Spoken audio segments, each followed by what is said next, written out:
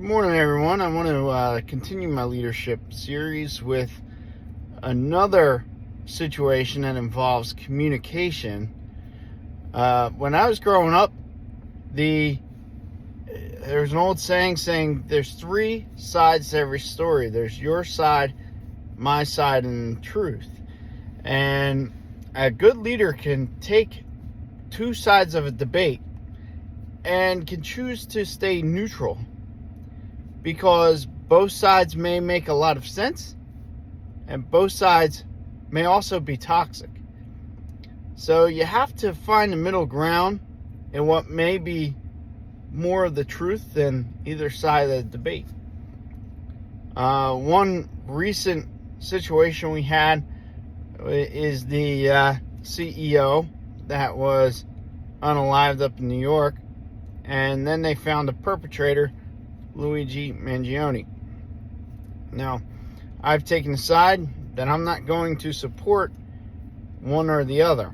And when I mentioned that, I've even got so much as death threats or death wishes upon me. But I stand firm to say that, in the event that Luigi is the perpetrator, he's no good, and the CEO, having practiced things that he practiced, in denying healthcare for profit, and he was getting ready to go to a meeting at which he was going to tell his shareholders we had another record-breaking year on the backs of those who were sick and dying, that they're both not good people.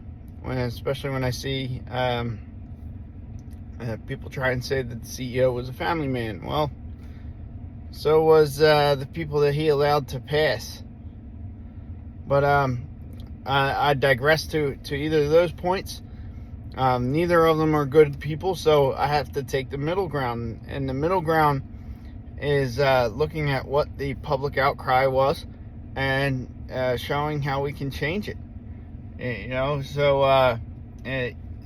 was a lot of support for the perpetrator and shooter. I'm not going to say it was Mangione, because that's yet to be seen.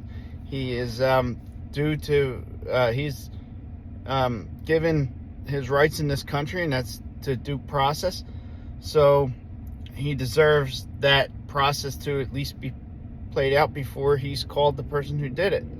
But there was a lot of support for that person. So I'm asking myself, why? Why is such a heinous act being supported? And you have to look at that particular question and move forward. So in this particular instance, I would contact my senators and representatives and try and get it changed. And there's a lot of examples in that scenario, that can spill over into the workplace. There's, maybe not as extreme. That's a very extreme one. But there's examples that can spill over to the workplace, at which a coworker might see a problem here and another coworker might see a problem here, and you have to find that middle ground. And as a supervisor or a leader or a person in a command position, that you have to be the middle ground, and you have to think outside the box to solve these problems. So use all the resources you have available to you.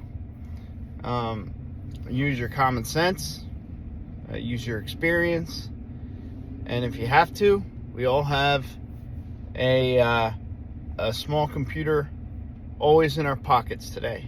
That's our phones. And we can always look up situations that we're unfamiliar with. And I think that's the best advice I can give anybody at this point. I thank you for listening to my leadership series here. And God bless. Happy New Year.